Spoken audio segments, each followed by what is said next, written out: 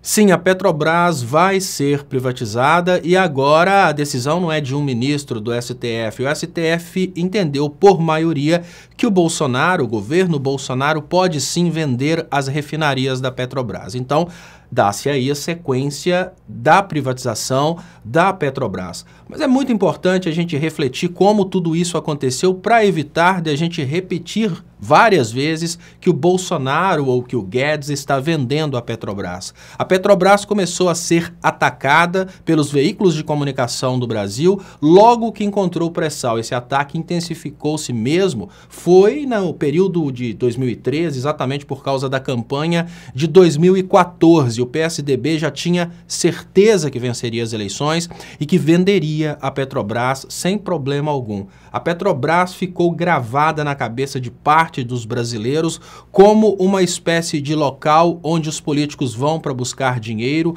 um local que deve ser utilizado para cabide de emprego. Uma coisa que a população não sabe é a finalidade da Petrobras. Assim que a Dilma foi retirada da presidência através do golpe parlamentar, nós tivemos uma redução na atividade das refinarias brasileiras e o Brasil começou a importar produtos como diesel e a gasolina. A finalidade ali já era diminuir o valor das refinarias exatamente para esse momento de privatização. Imaginem vocês que agora, na hora das privatizações, o que vai ser levado em conta não é apenas o ativo, não são apenas as máquinas que estão dispostas, os equipamentos, mas principalmente a produção dos últimos anos. E a produção dos últimos anos abaixou não por falta de capacidade, mas por interesse nas privatizações. O governo PSDB, através do Temer, já diminuiu a intensidade de produção de derivados de petróleo nas refinarias brasileiras,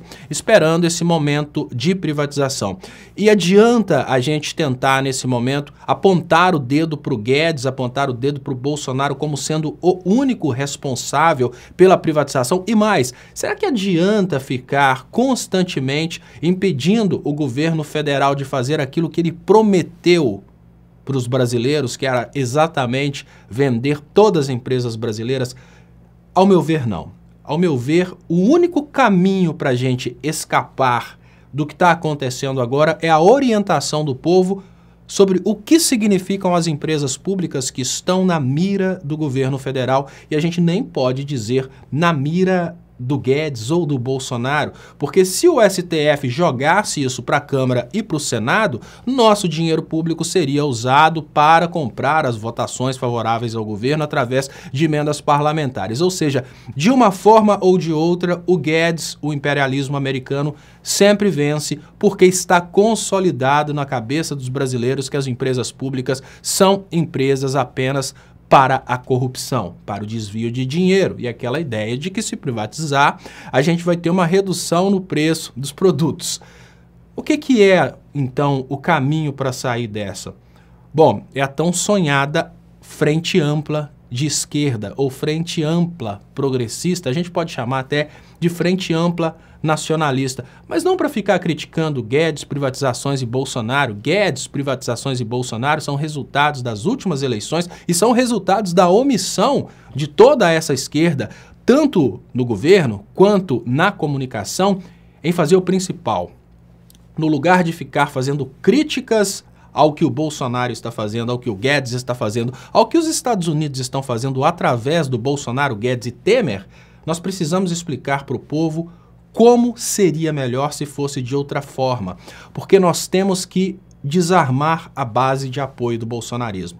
A gente não vai conseguir impedir as privatizações lutando contra o Bolsonaro na justiça. A gente não vai conseguir impedir as privatizações fazendo campanhas contra o Bolsonaro, mas campanhas mostrando como essas empresas são importantes para os brasileiros. Uma Petrobras, por exemplo, ela tem condições de estabilizar o transporte dentro do Brasil, o preço da energia dentro do Brasil. Nos momentos de crise, nos momentos em que, às vezes, os produtos estão com altos preços, uma Petrobras, sendo estatal, ela pode reduzir o preço do diesel, fazendo com que, pelo frete, o produto torne-se mais acessível. Uma Caixa Econômica Federal, ela tem condições de fomentar a indústria da construção civil e até outros empreendimentos que são, às vezes, despercebidos, como, por exemplo, fomentar um saneamento de esgoto em um local onde os moradores são mais pobres e a prefeitura jamais daria a atenção para esse local. Eu estou falando das favelas,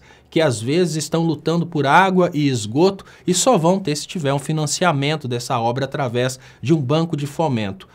As empresas públicas são importantes, mas não adianta brigar contra a privatização se o governo foi eleito prometendo essas privatizações.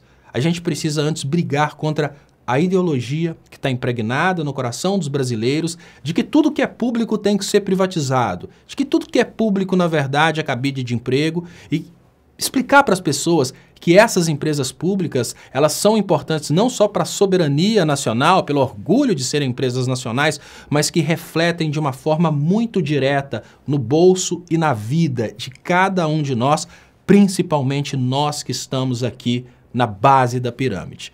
A venda das refinarias da Petrobras é uma coisa que começou não hoje, começou quando o Brasil encontrou o pré-sal. Agora elas estão autorizadas.